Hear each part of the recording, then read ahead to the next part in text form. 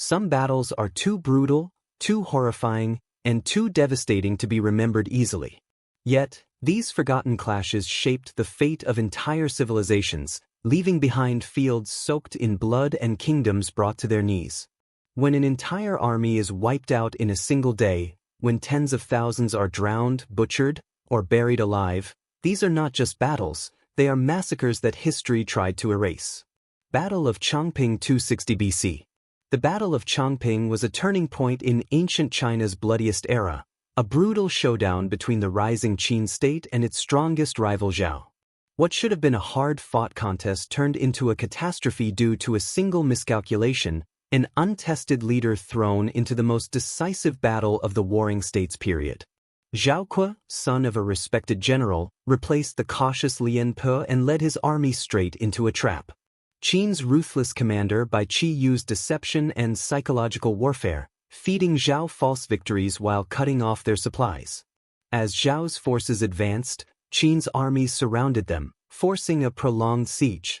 Starved and hopeless after 46 days, Zhao's 450,000 troops surrendered. But Bai Qi showed no mercy. Instead of ransoming or absorbing them, he ordered a mass execution near Gaoping, Shaanxi. Sima Qian's Shiji records of the Grand Historian describes how the prisoners were buried alive in mass graves, ensuring Zhao's utter destruction. This massacre wiped out a generation of Zhao's fighting men, marking one of the most horrifying slaughters of the ancient world, an event history nearly erased but one that changed the fate of China forever. Battle of Arasio 105 BC. The Battle of Arasio stands as one of the darkest days in Roman military history, not only for its staggering loss of life but for the sheer incompetence that led to it. Rome faced a massive invasion from the Cimbri and Teutons, fierce northern warriors who had already ravaged several Roman provinces. Instead of uniting against the common threat, the two Roman commanders Quintus Servilius Scipio and Gnaeus Mallius Maximus let personal rivalry dictate their actions. Scipio, a patrician, refused to cooperate with Maximus, a consul from a lower-class background, dividing their forces and creating a fatal weakness. The Cimbri exploited this division, launching a devastating assault. Their warriors moved with speed and coordination, overwhelming the disorganized Roman forces. The once disciplined legions fell apart as panic spread through the ranks. What followed was not just a defeat, it was a slaughter. Along the Rhone River near Arasio, tens of thousands of Romans were massacred as they attempted to flee. The Cimbri pursued without mercy, cutting down soldiers in the water, drowning them in armor, and trampling them underfoot. Plutarch's Life of Marius later described the devastation, highlighting how it exposed Rome's military flaws.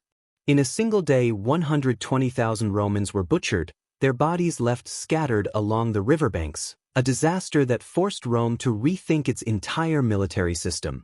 Battle of Cannae 216 BC. Among the most infamous defeats in Roman history, the Battle of Cannae was a masterclass in tactical genius and a nightmare for the Roman Republic. Hannibal Barca, the Carthaginian general who had already humiliated Rome in previous battles, now set a trap unlike any the world had seen. With an army significantly outnumbered, he lured the massive Roman force commanded by consuls Varro and Paulus into a false sense of dominance. As they advanced in full force, Hannibal executed the double envelopment, a maneuver that sealed their fate. His troops gradually retreated inward, drawing the Romans deeper into a tightening ring. In a matter of hours, tens of thousands were trapped with no escape. The slaughter that followed was relentless. Polybius and Livy describe how the Romans pressed together so tightly that they could barely swing their swords, were cut down en masse.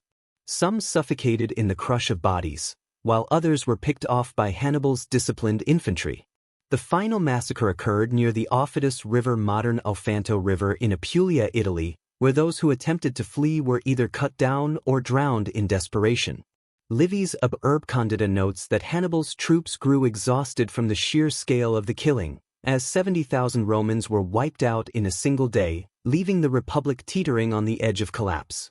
Battle of Salsu 612 AD. The Battle of Salsu was a masterclass in defensive warfare, where strategy, deception, and geography combined to inflict one of the deadliest ambushes in history. In 612 AD, the mighty Sui dynasty under Emperor Yang launched a massive invasion of Goguryeo, mobilizing a staggering 305,000 troops to crush the Korean kingdom. Yet despite their overwhelming numbers, they met their match in Yulji Mundiak, the Goguryeo general who refused to engage in a direct confrontation. Instead, he employed a strategy of calculated retreats, luring the exhausted Sui army deep into hostile territory while cutting off their supply lines. The final blow came at the Salsu River, modern-day Chongchon River, North Korea. The Sui forces, desperate to cross, found themselves trapped when Goguryeo troops suddenly released a dam, unleashing a torrential flood. Tens of thousands were swept away in an instant, while survivors were swiftly cut down by waiting archers and cavalry.